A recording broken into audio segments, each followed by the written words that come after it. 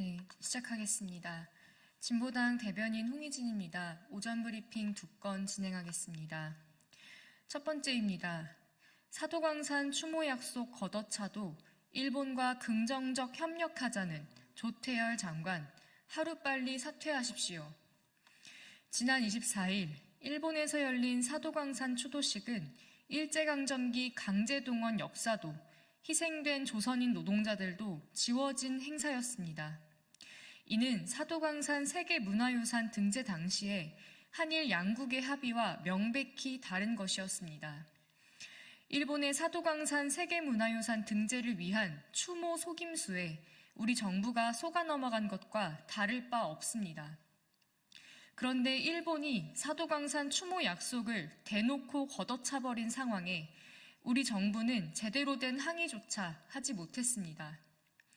조태열 외교부 장관은 지난 26일 이탈리아에서 일본 외상과 약식회담을 하는 자리에서 오히려 사도광산 추도식으로 불거진 문제가 양국 관계 발전에 영향을 미치지 않도록 의견을 모았다고 합니다.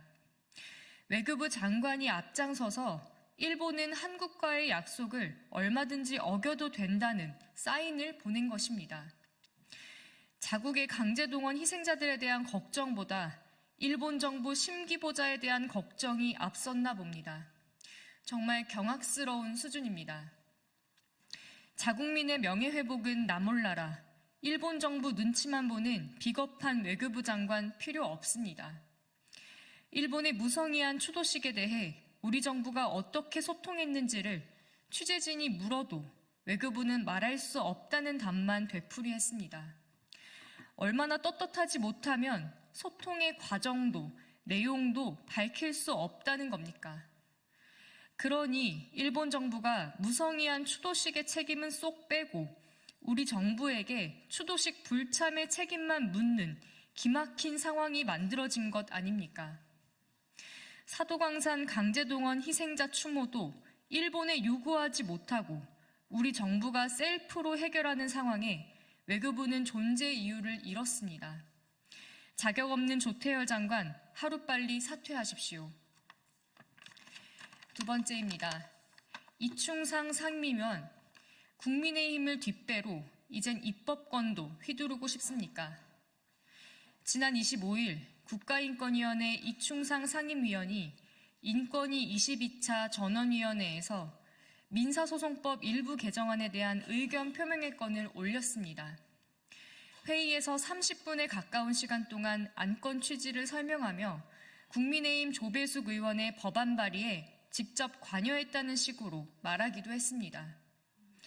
하지만 해당 안건은 인권위에서 다룰 만한 내용도 아니었고 긴급하게 상정해야 할 필요성도 떨어지는 안건이었습니다. 이충상 상임위원의 인권위 사유화, 권력의 사유화가 선명하게 드러났습니다. 이 위원이 인권에 역행하는 행동거지로 인권위를 망가뜨리는 것으로도 부족해서 이제는 입법권마저 휘두르고 싶나 봅니다. 이전부터 소수자에 대한 혐오 발언을 일삼은 것도 모자라서 이제는 사적인 목적으로 공적 권한을 휘두르려 한 것입니다. 이 상임위원은 지난 2022년 10월 국민의힘 몫으로 상임위원이 됐습니다. 또한 이 위원은 윤석열 대선 캠프에서 활동했던 인물이기도 합니다. 말도 안 되는 안건을 긴급하게 상정시킨 안창호 인권위원장도 마찬가지입니다. 안창호 위원장과 이충상 상임위원은 나란히 국가인권위를 떠나십시오. 인권위는 정부와 여당 입맛대로 인권을 무너뜨리고 권력의 사유화를 일삼는 이충상 상임위원 같은 가짜 인권위원이 있을 곳이 아닙니다. 이상입니다.